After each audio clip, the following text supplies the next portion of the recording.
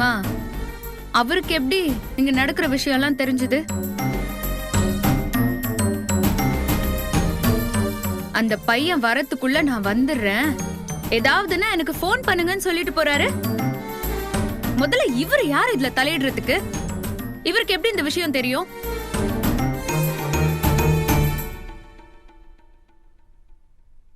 உன்னதாம்மா கேக்குறேன், சொல்லு. நான் தாண்டி சொன்னேன், போதுமா? நீ ஸ்கூலுக்கு போயிருந்த நேரம் அவர் இங்க வந்தாருடி. வந்து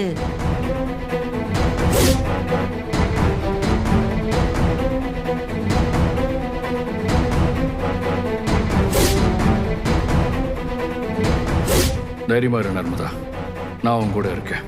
எதுவாக இருந்தாலும் பார்த்துக்கலாம்.